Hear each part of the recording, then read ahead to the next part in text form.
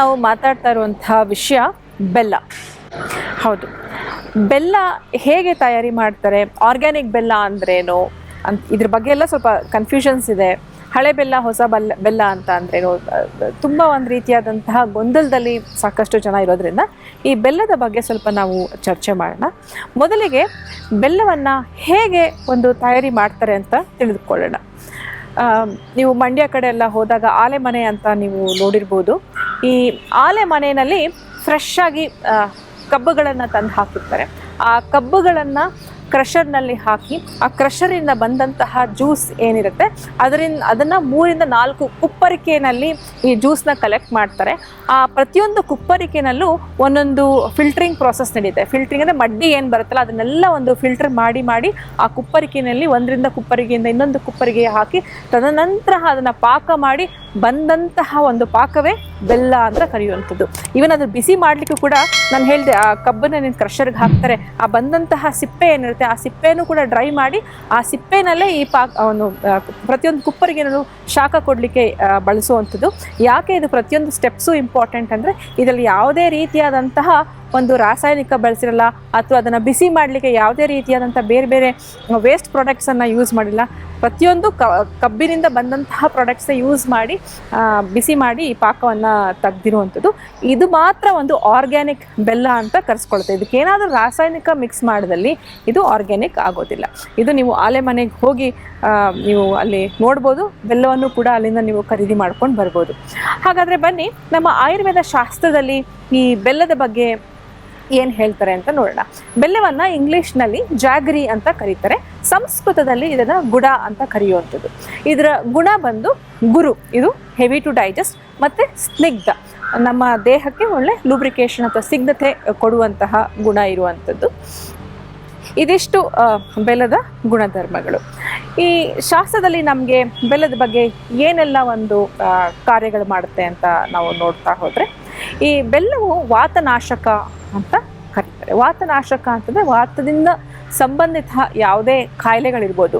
ಹೆಂಗೆ ಗೊತ್ತಾಗುತ್ತೆ ನನಗೆ ವಾತದ ತೊಂದರೆ ಇದೆ ಅಂತಂದರೆ, ಲೈಕ್ ಕೂದಲೆಲ್ಲ ಡ್ರೈ ಆಗುವಂಥದ್ದು, ಚರ್ಮ ದೇಹದಲ್ಲಿ ಸಾಕಷ್ಟು ರೂಕ್ಷತೆ ಅಥವಾ ಡ್ರೈನೆಸ್ ಇರುವಂಥದ್ದು, ಚರ್ಮ ಡ್ರೈ ಆಗಿರುವಂಥದ್ದು ಇರ್ಬೋದು, ಮಂಡಿಗಳ ನೋವು ಆಗಿರುವಂಥದ್ದು, ಇವೆಲ್ಲವೂ ವಾತಕ್ಕೆ ಸಂಬಂಧಪಟ್ಟಿರುವಂತಹ ಕಾಯಿಲೆಗಳು. ಇದಕ್ಕೆ ಬೆಲ್ಲ ಬಹಳ ಉಪಯುಕ್ತ. ಹಾಗಾಗಿ ವಾತ ನಾಶಕ.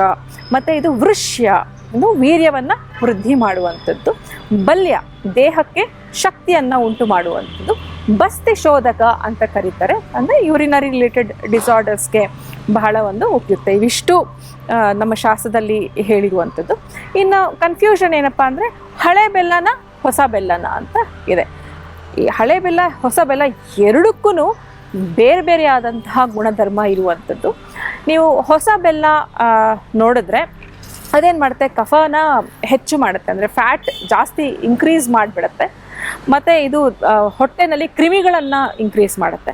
ಅದೇ ಹಳೆ ಬೆಲ್ಲ ಆದರೆ ನಮ್ಮ ಚರಕ ಋಷಿಗಳು ಹಳೆ ಬೆಲ್ಲನ ಹೃದಯ ಅಂತ ಕರೀತಾರೆ. ಅಂದರೆ ನಮ್ಮ ಹೃದಯಕ್ಕೆ ಬಹಳ ಇಂಪಾರ್ಟೆಂಟ್, ಬಹಳ ಒಂದು ಒಳ್ಳೆ ಕಾರ್ಯವನ್ನು ಮಾಡುವಂಥದ್ದು ಹೃದಯ ಅಂತ ಕರೆಯುವಂಥದ್ದು ಹಳೆ ಬೆಲ್ಲಕ್ಕೆ. ಮತ್ತು ಇದು ಹಳೆ ಬೆಲ್ಲಕ್ಕೆ ಜೀರ್ಣ ಮಾಡ್ಕೊಳ್ಳುವಂತಹ ಶಕ್ತಿ, ನಮ್ಮ ದೇಹದಲ್ಲಿ ಜೀರ್ಣ ಮಾಡ್ಕೊಳ್ಳೋಕ್ಕೆ ಬಹಳ ಸುಲಭ ಆಗುತ್ತೆ. ಲಘು ಗುಣ ಇರುವಂಥದ್ದು, ಮತ್ತು ವಾತ ಪಿತ್ತನಾಶಕ ಇರುವಂಥದ್ದು, ರಕ್ತ ಶೋಧನ, ನಮ್ಮ ಬ್ಲಡ್ ಪ್ಯೂರಿಫಿಕೇಷನ್ ಮಾಡುತ್ತೆ ಈ ಒಂದು ಹಳೆ ಬೆಲ್ಲ. ಇವಿಷ್ಟು ಹಳೆ ಬೆಲ್ಲ ಮತ್ತು ಹೊಸ ಬೆಲ್ಲ. ನೀವೇನು ಯೆಲ್ಲೋಯಿಶ್ ಕಲರ್ಡ್ ಬೆಲ್ಲ ಏನಾದರೂ ನೋಡಿದರೆ ಖಂಡಿತ ಉಪಯೋಗಿಸ್ಬೇಡಿ. ಬೆಲ್ಲ ಕನಿಷ್ಠ ಪಕ್ಷ 1 ವರ್ಷದ ಹಳೇದಾಗಿರಬೇಕು, ಅದು ಮಾತ್ರ ತಾವು ಸೇವನೆ ಮಾಡಿದರೆ ಒಳ್ಳೆಯದು. ಹೊಸ ಬೆಲ್ಲ ನೀವು ಏನಾದರೂ ಸೇವನೆ ಮಾಡಿದರೆ, ನಾನು ಹೇಳಿದೆ, ಕಫದೋಷವನ್ನು ಇನ್ಕ್ರೀಸ್ ಮಾಡುತ್ತೆ, ಫ್ಯಾಟ್ ಇನ್ಕ್ರೀಸ್ ಮಾಡುತ್ತೆ, ಹೊಟ್ಟೆಯಲ್ಲಿ ಎಲ್ಲ ಕ್ರಿಮಿಗಳೆಲ್ಲ ಆಗುತ್ತೆ. ಹಾಗಾಗಿ ಹೊಸ ಬೆಲ್ಲವನ್ನು ಯಾವುದೇ ಕಾರಣಕ್ಕೂ ಉಪಯೋಗ ಮಾಡಿಬಿಡಿ. 1 ವರ್ಷ ಶೇಖರಣೆ ಮಾಡಿ ತದನಂತರ ತಾವು ಸೇವನೆ ಮಾಡುವಂಥದ್ದು. ಆರ್ಗ್ಯಾನಿಕ್ ಬೆಲ್ಲ ನಾನು ಹೇಳಿದ್ನಲ್ಲ, ಆ ರೀತಿಯಾಗಿ ಮಾಡಿದಂತಹ ಆಲೆ ಮನೆಯಲ್ಲಿ ಮಾಡಿದಂತಹ ಆರ್ಗ್ಯಾನಿಕ್ ಬೆಲ್ಲವನ್ನು ಮಾತ್ರ ಸೇವನೆ ಮಾಡುವಂಥದ್ದು.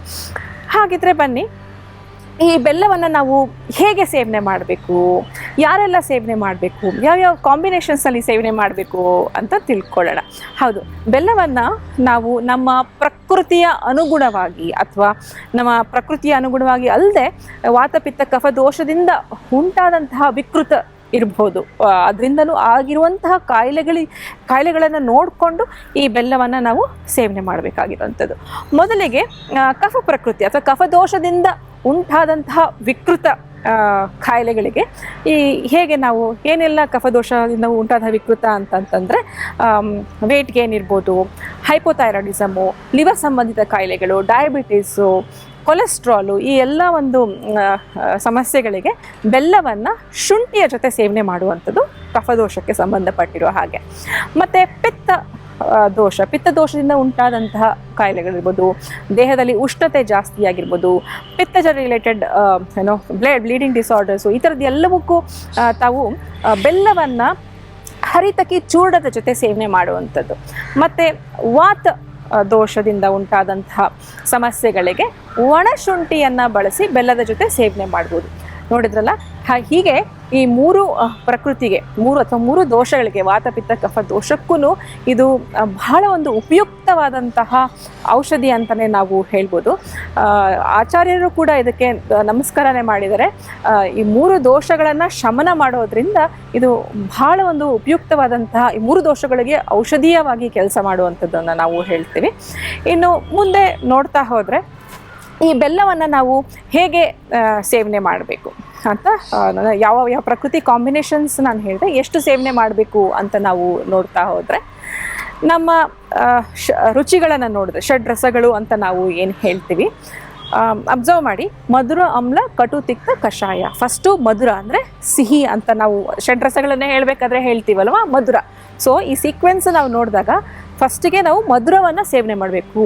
ಈ ಮಧುರ ಅಂದರೆ ಬೆಲ್ಲ ಮಧುರ ಆಗಿರೋದ್ರಿಂದ ನಾವು ಊಟಕ್ಕೆ ಮುಂಚೆ ಬೆಲ್ಲವನ್ನು ಸೇವನೆ ಮಾಡಬೇಕು. ಯಾಕೆ? ನಮ್ಮ ಅಗ್ನಿ ಚೆನ್ನಾಗಿರುತ್ತೆ, ಅಗ್ನಿ ವೃದ್ಧಿ ಆಗಿರುತ್ತೆ, ಹೆಚ್ಚಾಗಿರುತ್ತೆ. ಹಾಗಾಗಿ ಬೆಲ್ಲವನ್ನು ಸೇವನೆ ಮಾಡಬೇಕು. ಅದು ಸ್ವಲ್ಪ ಕಡಿಮೆ ಪ್ರಮಾಣದಲ್ಲಿ ಸೇವನೆ, ಒಳ್ಳೆಯದಂತೆ ಹೆಚ್ಚಲ್ಲ, ಕಡಿಮೆ ಪ್ರಮಾಣದಲ್ಲಿ ತಾವು ಸೇವನೆ ಮಾಡಿದ್ರೆ ನಮಗೆ ಅದು ಜೀರ್ಣ ಮಾಡ್ಕೊಳ್ಳಿಕ್ಕೆ ಬಹಳ ಸುಲಭ ಆಗುವಂಥದ್ದು.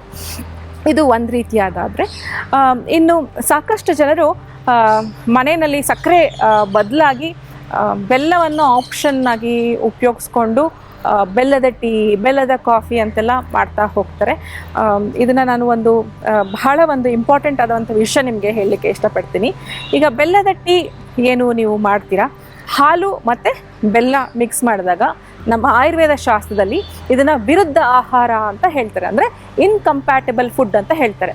ನೀವು ಕೂಡ ಗಮನಿಸಿರ್ಬೋದು, ಟೀ ಮಾಡಬೇಕಾದ್ರೆ ಬೆಲ್ಲವನ್ನು ಹಾಕಿದಾಗ ಕೆಲವೊಂದ್ಸಲ ಹಾಲು ಹೊಡೆದೋಗುತ್ತೆ ಅಲ್ವಾ, ಅದಕ್ಕೆ ಇದನ್ನು ವಿರುದ್ಧ ಆಹಾರ ಅಂತ ಹೇಳ್ತೀವಿ. ಎರಡನ್ನೂ ಕಾಂಬಿನೇಷನ್ನಲ್ಲಿ ಮಾಡಬಾರ್ದು. ಅದರ ಬದಲು ತಾವು ಕಲ್ಲು ಸಕ್ಕರೆಯನ್ನು ಉಪಯೋಗಿಸಿ ಮಾಡ್ಕೋಬೋದು. ಹಾಲಿಲ್ಲದ ಟೀ ಏನಾದರೂ ನೀವು ಮಾಡಿಕೊಂಡ್ರೆ ಬೆಲ್ಲವನ್ನು ಉಪಯೋಗ ಮಾಡ್ಕೋಬೋದು. ಅದ್ರ ಜೊತೆಗೆ ನೀವು ಶುಂಠಿ, ತುಳಸಿ, ಕಾಳುಮೆಣಸು, ದಾಲ್ಚಿನ್ನಿ ಎಲ್ಲ ಹಾಕಿ ಕಷಾಯ ಮಾಡಿಕೊಂಡು ಅದಕ್ಕೆ ಬೆಲ್ಲ ಹಾಕಿ ಸೇವನೆ ಮಾಡಿದ್ರೆ ನಿಮಗೆ ಭಾಳ ಉಪಯುಕ್ತ ಅಂತ ಹೇಳ್ತೀನಿ. ಇದಿಷ್ಟು ನಾವು ಬೆಲ್ಲನ ಹೇಗೆ ಸೇವನೆ ಮಾಡಬೇಕು, ಯಾರೆಲ್ಲ ಸೇವನೆ ಮಾಡಬೇಕು, ಕಾಂಬಿನೇಷನ್ಸ್ ಬಗ್ಗೆ ಹೇಳಿದೆ, ಹೊಸ ಬೆಲ್ಲ, ಹಳೆ ಬೆಲ್ಲ. ಸೊ ಭಾಳ ಇಂಪಾರ್ಟೆಂಟ್ ಅಂದರೆ ಆರ್ಗ್ಯಾನಿಕ್ ಬೆಲ್ಲ ನೀವು ಖರೀದಿ ಮಾಡೋದು ಭಾಳ ಇಂಪಾರ್ಟೆಂಟು. ಕಲರ್ ಇರುವಂಥದ್ದು, ಬಿಳಿ ಬಣ್ಣ ಇರುವಂಥದ್ದು ಅದು ನೋಡಿದೆ. ಕಪ್ಪು ಬೆಲ್ಲ ಏನಿರುತ್ತೆ, ಆಲೆ ಮನೆಗೆ ಹೋಗಿಯೇ ನೀವು ಖರೀದಿ ಮಾಡಿ ತೊಗೊಂಡ್ರೆ ಭಾಳ ಉಪಯುಕ್ತ ಅಂತ ಹೇಳ್ತೀನಿ. ಇವಿಷ್ಟು ನೀವು ಬೆಲ್ಲದ ಬಗ್ಗೆ ನೀವು ಇವತ್ತು ತಿಳ್ಕೊಂಡಿದ್ದೀರಾ ಅಂತ ನಾನು ಭಾವಿಸ್ತೀನಿ. ಹಾಗಿದ್ರೆ ಬನ್ನಿ, ಮುಂದಿನ ಸಂಚಿಕೆಯಲ್ಲಿ ಮತ್ತೊಂದು ಹೊಸ ದ್ರವ್ಯದ ಬಗ್ಗೆ ನಾವು ಮಾತಾಡೋಣ. ನಮಸ್ಕಾರ.